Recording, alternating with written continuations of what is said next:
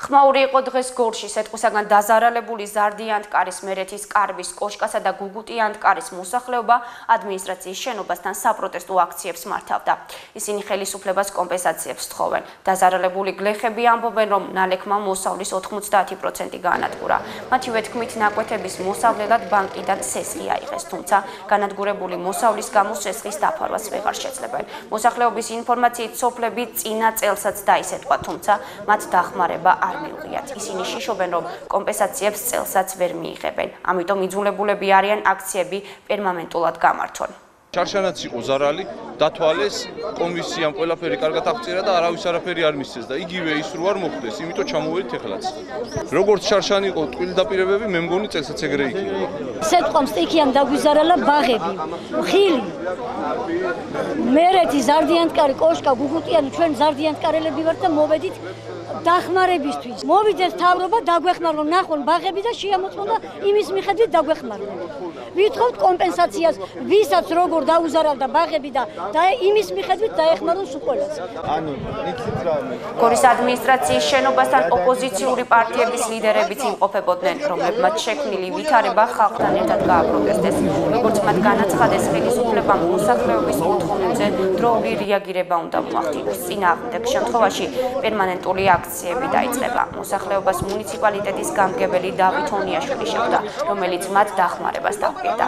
შეგახსენებთ, სეტყვამ მიმდინარე კვირას გორის მუნიციპალიტეტის 40 სოფელს გადაუარა.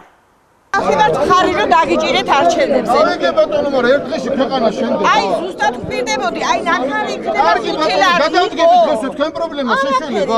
რა ხარი დამეჩვენა ჩვენა თქვენ გადასახადოთ რა. შენ გადადგომით ამ პრობლემებს შეშველება. დღეს დავწოთ თქვენ ცენტრალურ რასაც შენ პირდებით არა უნდა მაშინ ვიმუშაოთ რაღაცას მოვიაროთ ერთად ხო? აი ჩვენ არ უნდა მოსულიყავით. მეთქვის ხო რა უნდა მოსულიყავით ჩიტებზე.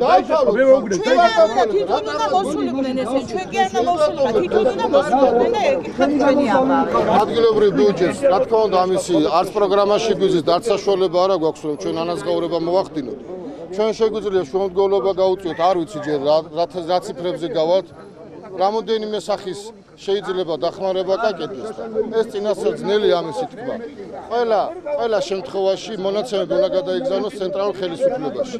კომისიის მუშაობები უკვე დაწყებულია, უკვე გადიან ადგილებზე იწყება გასვლები ადგილებზე, სადაც ჯერ უნდა დაითვალოს პირველ რიგში ზარალი. კონკრეტული ბაღების მიხედვით. ძალიან სავალალო შედეგი გვაქვს გორის რაიონში, უამრავი სოფელია დასეტყვილი, ძალიან კარგია, როდესაც მთავრობა კახეთს ეხმარება, კახეთი გლეხიც მისახმარებელია, მაგრამ შიდა ქართლი და გორის რაიონში ყურადსაღებია ხელისუფლებისთვის, რათა მოხდეს ამ მოსახლეობისთვის ზარალის ანაზღაურება და იმიყენებული ზიანის რაღაც ნაწილობრივ მაინც კომპენსირება.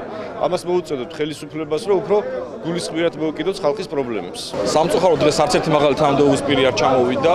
გუბერნატორს, მაჟორიტარ დეპუტატს ის ფუნქცია, რომელსაც მას ევალება, ელემენტარულად ამ ფუნქციასაც ვერ ასრულებს, რომ მთავრობასთან ელემენტარული პოსტალიონის ფუნქცია შეასრულოს და ის პრობლემები მიიტანოს, რომელიც დღეს გორის რაიონშია და თქვენ იცით, რომ ეს არის კონფლიქტის ზონა, საზღვრისპირა სოფელი და ამ ადამიანებს ყველას ძალიან ჭირდებათ გვერდში დგომა. სამწუხაროდ დღეს ვერავინ დავინახე, ვერც დანაპირები, ვერც მთავრობის წევრის რომელიმე წარმომადგენელი და ამ შეხვედრამ ალბათ მომავალშიც კიდე გაგრძელდება ეს აქციები.